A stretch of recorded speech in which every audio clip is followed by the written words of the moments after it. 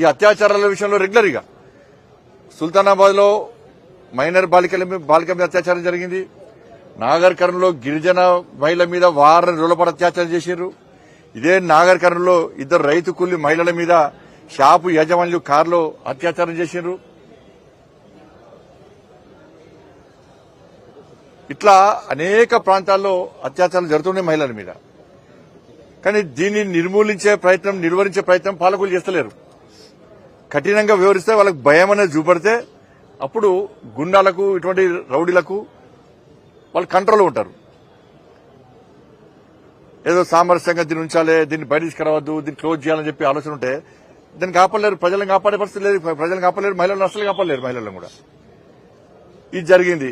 ఇక్కడ MIM party leader నాడు మహానాయకుడు ఆయన పాపం ఓవైసీ గారు, ఆయన మహిళ మీద అత్యాచారం జరిగింది, మహిళను హత్య చేసే ప్రయత్నం చేశారు, మహిళ బాగుందా బాగలేదా బాగుండాలని కోరుకుంటాడేనే. జరిగిందో జరగలేదో అంటున్నారు. కాబట్టి అట షాపులు దగ్గమైనట, ఫర్నిచర్ దగ్గమైనట పీకుడానికి. ఇక్కడ మహిళ మీద అత్యాచారం జరిగే విషయం మాట్లాడతలేడేనే. షాపుల మీద దాడులు చేస్తున్న కండిషన్ తీసుకోవాలన్నట. మరి హిందూ షాపులో కూడా దాడులు జరిగినాయి, మరి దాని ఎందుకు మాట్లాడతలేవు? ఇప్పుడు మీ వక్ఫ్ బోర్డు చైర్మన్ మీ ఎమ్మెల్యే కొడుకు అత్యాచారం చేసిండు, ఎందుకు మాట్లాడలే? అరే గిరిజన మహిళ మీద జరిగిన అత్యాచారం ఎందుకు మాట్లాడలే? నిర్మల్లో అత్యాచారం జరిగింది ఎందుకు మాట్లాడలే? బేగం బజార్లో రఫీక్ అనే ఎంఏ పార్టీ నాయకుడు ఒక మహిళను అత్యాచారం చేసే ప్రయత్నం చేసిండు, దాని మీద ఎందుకు మాట్లాడలే? వీటి ఎందుకు మాట్లాడలే? వీటి ఎందుకు స్పందించాడు? మీకు కావాల్సిన ప్రాపర్టీస్ కావాలి. నీ ఏరియాలో ఉంటుంది హాస్పిటల్, గాంధీ హాస్పిటల్. ఇక్కడ హైదరాబాద్ లో ఒక పేషెంట్, ఒక మహిళ, ఆదివాసీ మహిళ, మీ వర్గానికి సంబంధించిన ఒక మూర్ఖుడు అత్యాచార యత్నం చేస్తే, హత్య చేసే ప్రయత్నం చేస్తే కనీసం ఇంగిత జ్ఞానం లేదు, నీకు మానవత్వం లేదు, వచ్చి చూసిపోదామని చెప్పి ఇంగిత జ్ఞానం అక్కర్లేదు నీకు. ఇవాళ నువ్వు ప్రాపర్టీస్ గురించి మాట్లాడతావు. నీ ప్రాపర్టీస్, మనుషుల ప్రాణాలు ముఖ్యం కాదు, మీ వాళ్ళ ప్రాపర్టీస్ ముఖ్యం. కానీ నేను మళ్ళా పోలీస్ అధికారులను కోరుతున్నా, మీరు ఒక వర్గాన్ని సంతృప్తిపరచడానికి హిందూ యువకుల మీద, ఆదివాసీ యువకుల మీద, ఈ ట్రైబల్ యూత్ మీద అక్రమ కేసులు పెట్టి ఇబ్బందులు పెట్టే ప్రయత్నం చేస్తే ఇవి గొడవలు ఆగేటువంటి పరిస్థితి ఉండదు. దీన్ని కంట్రోల్ చేయాల్సిన బాధ్యత పోలీస్ యంత్రాంగం ఉంది. అందరం సహకరించాల్సిందే, అందరం కలిసి కంట్రోల్ చేయాల్సిందే, గొడవలు జరగకుండా ఆపాల్సిందే. దానిలో ఏమనలేదు.